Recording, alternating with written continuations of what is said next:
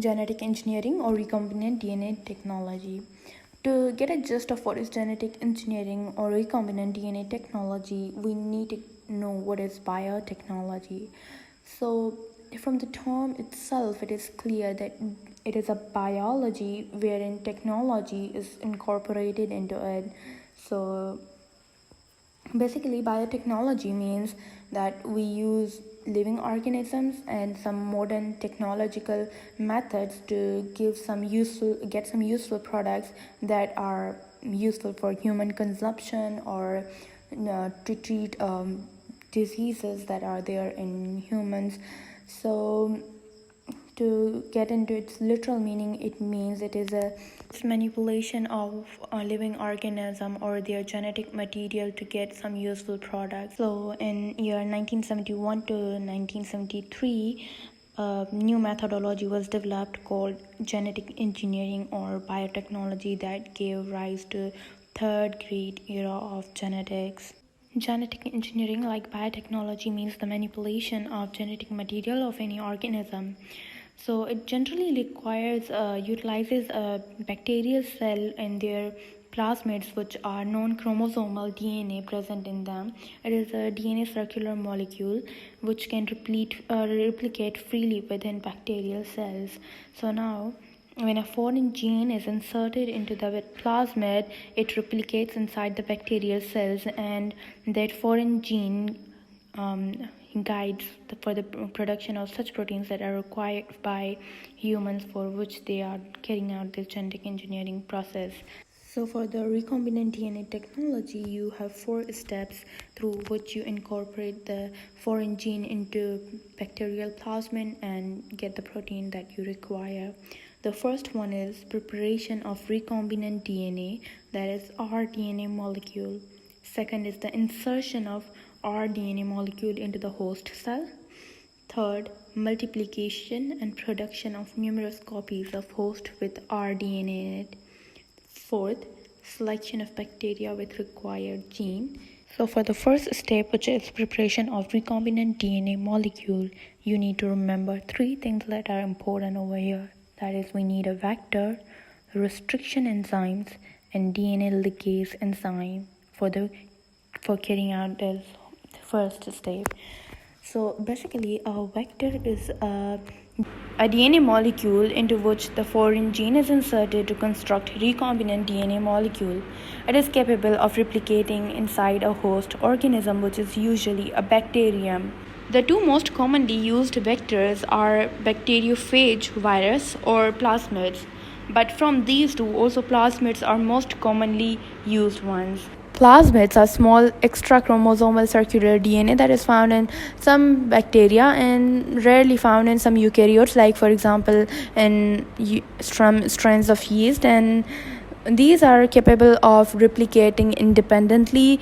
And usually in bacteria their role is to code for such proteins that are resistant to antibiotics, fertility, or killing some other bacteria. Now let's come to the restriction enzyme, which you can imagine as cellular scissors. These enzymes, they cut the DNA into small fragments, and they also cut the plasmid to make a space for the foreign gene to be inserted there. These were discovered in 1960s. Usually these restriction enzymes cut DNA at palindromic sites, which are inverted reverse sequence of the nitrogenous bases, as you can see in the picture on the screen. Now, these palindromic sites, once cut, they produce sticky ends where the foreign gene is inserted. Now, the DNA ligase enzyme, which is the key enzyme, it seals these foreign genes to the sticky ends of the plasmid. Here, our first step of genetic engineering or recombinant DNA technology comes to an end.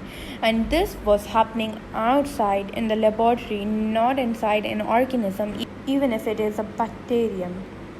So the second step is insertion of rDNA into the bacteria. That can be done by setting up a solution. For example, you put calcium chloride in it, which is a must. So because in presence of calcium chloride only, the bacterium will take in the plasmids, because its permeability will be increased. So you make a solution in which you put calcium chloride, you put some host bacteria, and you put the plasmid recombinant DNA into it, and the bacteria will do the rest of the job. The third step is multiplication of host with rDNA. So now you provide bacteria with this perfect medium of nutrients where it will divide and continue redividing until making a lot of copies of rDNA. So now when a lot of copies of rDNA are made with a foreign gene, you can say that the recombinant molecule has been cloned with a foreign gene. The fourth step is selection of bacteria with foreign gene. Now there will be bacteria in the medium obviously which have formed the clone who will not be containing foreign gene. To extract those bacteria which have the foreign gene that we require, we have to set up a medium containing ampicillin, an antibiotic, and X-gol, a modified sugar. Ampicillin in the medium will help us identify those bacteria which have the foreign gene, because the foreign gene will be coding for ampicillin resistant gene that will be encoding beta-lactamase, which inactivates the antibiotic ampicillin. So these bacteria will not be killed or desiccated by ampicillin, the antibiotic, whereas X-gol will be cleaved by LEG-Z gene of the vector.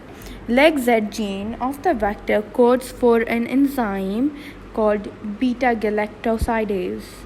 Now this beta-galactosidase cleaves lactose, a disaccharide, into glucose and galactose. Due to this hydrolysis of lactose, a disaccharide, blue color will appear on the medium. So the bacteria with the foreign gene will not be able to hydrolyze this and the color will remain white. So we choose those bacteria in a medium which does not produce blue color. Hence we complete all four processes of recombinant DNA technology. Henceforth you will see a picture on the screen. For further clarification you can refer to, and thank you.